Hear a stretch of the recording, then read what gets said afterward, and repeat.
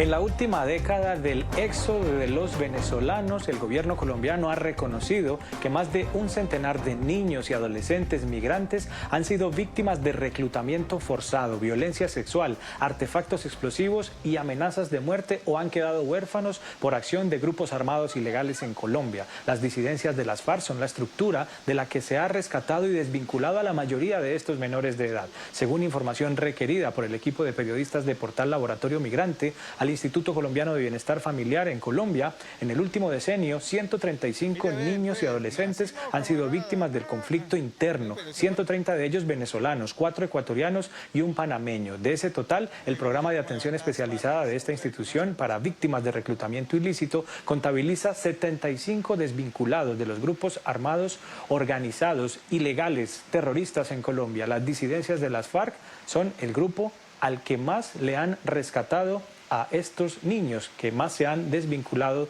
de allí. Niños refugiados, 45, seguidos del ELN con 16 y el Clan del Golfo, también conocidas como autodefensas gaitanistas, con 7. La mayoría tenía edades entre 14 y 17 años. 70% de ellos son varones.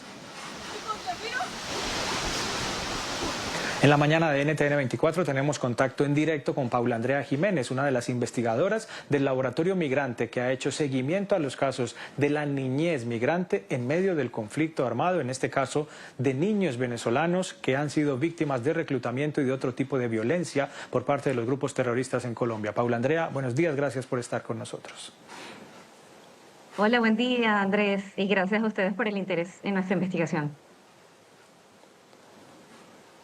Gracias, Paula Andrea. Para quienes hemos hecho cobertura durante largos años de la situación del conflicto, de la guerra y del accionar de los grupos terroristas en Colombia, no es extraño que recurran a niños, que recluten niños para autoprotegerse, para defenderse, para utilizarlos, para explotarlos sexualmente los grupos terroristas colombianos. Pero resulta, eso sí, un poco llamativo y novedoso que sean también niños y adolescentes venezolanos. ¿Qué es lo que ustedes han encontrado en ese particular? Bueno, la investigación tomó prácticamente un año, que estuvimos rastreando no solamente información desde varias instancias del Estado, sino también haciendo trabajo en terreno junto a mi colega periodista Rafael Hernández, quien es periodista también colombo-venezolana y tiene bastantes años cubriendo el acontecer del lado venezolano en la frontera. Recuerda que Colombia es el primer país del mundo en recibir o el que recibe mayor cantidad de migrantes y refugiados venezolanos. Tiene aproximadamente el 35% de la población que huyó de una emergencia humanitaria compleja sostenida durante 10 años, Andrés. Entonces, bueno, obviamente la población infantil, que aproximadamente son unos 800.000 niñas, niños y adolescentes, quienes están en esa condición, ¿verdad? Porque están en situación de protección internacional, en necesidad de protección internacional. Muchos todavía están sin regularización en zonas con bastantes, digamos, condiciones bien precarias, terminan siendo, por supuesto, objetivo de estos grupos insurgentes, no solamente guerrillas, sino también grupos que delinquen en zonas urbanas, es decir, tanto en medio del conflicto armado en zonas rurales y también urbanas, como también bandas delictivas. Y los hace, por supuesto, más presa fácil de estas organizaciones. Eh, un asunto que quizá no salió allí, no pudimos, digamos, terminar de ampliar porque seguimos en una solicitud constante al Estado colombiano, a sus a la institucionalidad, es que en el último año las niñas, niños y adolescentes de origen venezolano, que también hay colombo-venezolanos, no todos son reconocidos y es uno de los principales obstáculos por la unidad de víctimas, ¿no? Para que ellos puedan acceder a un proceso de justicia, ¿verdad? De verdad, de justicia y también de reparación. Entonces, el tema de la nacionalidad actualmente en Colombia un obstáculo tremendo para esas familias y para estas niñas y niños para que puedan, digamos, recuperar o restituir sus derechos, Andrés. También es sabido, Paula Andrea, que los grupos terroristas colombianos incursionan en territorio venezolano, en muchos casos con la complicidad del régimen de Maduro. Y te lo señalo para preguntarte si también han detectado que ha habido reclutamientos dentro del territorio venezolano o solamente se limita a aquellos menores que han cruzado en condición de migrantes, que ya encontrándose en Colombia han caído en las manos de estos grupos terroristas.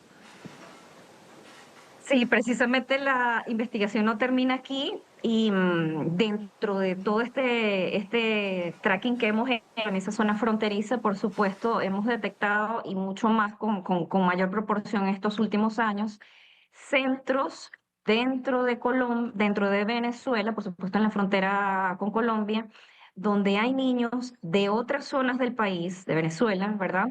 Que buscan ir hacia la zona fronteriza en el que están siendo reclutados y adoctrinados por grupos insurgentes colombianos que tienen, por supuesto, el pláceme, por así decirlo, de las autoridades colombianas, de las autoridades venezolanas, tanto militares como policías, y por supuesto de autoridades administrativas. Es un tema bastante delicado porque no solamente son niños locales en las zonas fronterizas que viven allí del lado venezolano, sino también los que se trasladan, los llamados menores de edad no acompañados, que buscan también migrar, es decir, no tienen ningún adulto, ni una madre o un padre, y buscan salir del territorio y muchos quedan allí. Luego, posteriormente, son trasladados a suelo colombiano y dentro del suelo colombiano son trasladados también en otras regiones.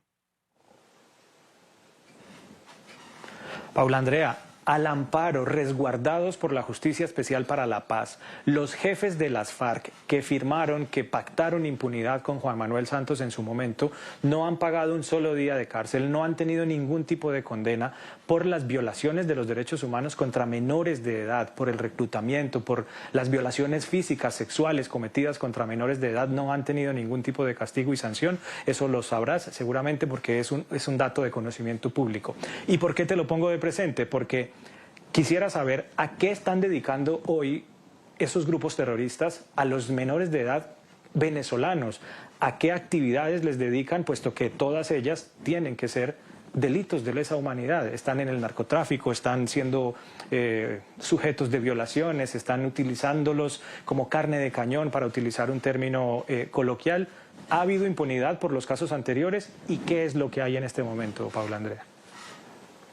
Mira, de las cosas más cruentas que vimos es que desde 2019, de hecho por un mandato de Naciones Unidas, dentro del Consejo de Seguridad, el secretario general, desde el 2019 se sabe de la afectación del conflicto armado contra menores de edad venezolanos, migrantes y refugiados.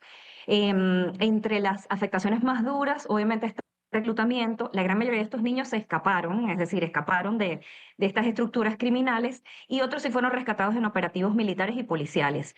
Dentro de esos informes, la gran mayoría están en inglés, pero también puedes acceder a ellos, algunos están en español, relatan mutilaciones de niñas y niños venezolanos, bebecitos, niños muy pequeñitos, en zonas donde ha habido enfrentamientos con las fuerzas del Estado colombiano, pero también aquí hay un hecho que es sumamente importante tenerlo muy claro, y es que efectivamente la guerra cruenta que se vive en territorio colombiano y conflicto interno em, tiene una afectación muy diferenciada en varones y en hembras. Es decir, las niñas y adolescentes usualmente tienen un fin para estos grupos criminales de explotación sexual.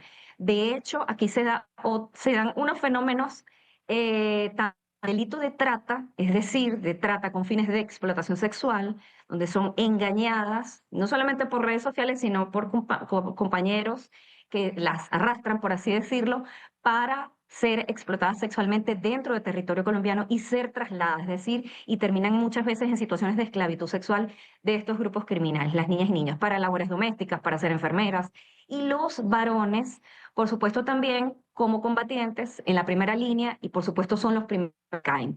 Entonces es una situación muy cruenta porque no está siendo reconocida, están invisibilizados dentro de la institucionalidad colombiana. Los que hablan o que emiten información al respecto es el Instituto Colombiano de Bienestar Familiar, y digamos que hay un subregistro muy elevado, Andrés. Yo sé, Paula Andrea, que ya nos indicaste que muchos de estos niños no están siendo reconocidos como víctimas en Colombia, pero quiero tomar unos minutos adicionales, Paula Andrea, de tu tiempo para preguntarte algo que me causa mucha inquietud al escucharte esta reciente respuesta que nos acaban de ofrecer. Lo que te quiero preguntar es, ¿cómo los están atendiendo? ¿Qué tipo de atención están recibiendo ellos? ¿Cómo están siendo rehabilitados luego de haber sido rescatados o de haberse fugado de los grupos terroristas colombianos? Nos estás hablando de niñas que han sido violadas, nos estás hablando de niños que han ido a la primera línea de combate. ¿Qué atención, qué servicio están pudiendo tener ellos para rehacer un poco su vida? Paula Andrea, son niños, estamos hablando de niños y niñas, menores de edad, todos ellos. Sí, bueno, su proyecto de vida, como cualquier niña que es víctima de reclutamiento forzado, aunque las estructuras criminales intentan siempre hablar que a partir de los 15 años ya hay cierto grado de voluntariedad, no. O sea, las leyes internacionales, la Convención de los Derechos de los Niños los considera todo menor de 18 años una niña y un niño, ¿no? Pero lo que más nos llama la atención es que por no contar con la nacionalidad colombiana, aunque te dije que hay algunos que tienen doble nacionalidad y la pudieron reconocer, aquellos que no son colombianos, es decir, los menores de edad extranjeros, no entran, tienen una dificultad porque en el sistema de la unidad de víctimas, ¿no? Para su reconocimiento, el sistema no te permite todavía que puedas ingresar. Los pueden registrar y decir, hay tanta cantidad de menores de edad de nacionalidad no colombiana o extranjeros, pero ellos no pueden acceder de inmediato. Entonces, ¿qué hace? El ICBF los acoge, les abre un proceso de restitución de derechos cuando son entregados por fuerzas militares o cuando llegan a sus manos. Y entran ya digamos, en un proceso de acogimiento, ¿verdad? Pero el gran tema, la gran barrera para ellos es el tema de que no son colombianos. Cuando estos menores de edad alcanzan la mayoría de edad y están bajo la tutela del Estado colombiano, se supone que deberían hacer un tránsito a, para ya siendo adultos poder entrar a otro proceso. Pero el tema es que el COAT, es decir, la unidad, la organización encargada de hablar y de certificar la dejación de armas, por no ser colombianos, no les permite hacer un tránsito, un proceso, ¿no? Entonces es bastante complejo que ellos puedan restituir o recuperar ese proyecto de vida que tenían, que ya estaba bastante, ya había una doble afectación. De hecho, ese es el término para la población migrante y refugiada venezolana que ya es víctima de migración forzada cuando es afectada por el conflicto armado, la doble afectación. Y de eso hay que hablar. Crudísima la realidad que nos describes, Paula Andrea, no solo de niños colombianos, también de niños venezolanos víctimas de los grupos terroristas en Colombia que los reclutan, que los explotan, que los utilizan, que los someten a la violencia. Gracias por habernos acompañado, Paula Andrea Jiménez, investigadora, periodista, colega del Laboratorio Migrante. Hasta una próxima ocasión. Un feliz año. Nos veremos en próximas fechas. A ti, Andrés, para todo tu equipo también. Muchas gracias. Gracias, Paula Andrea.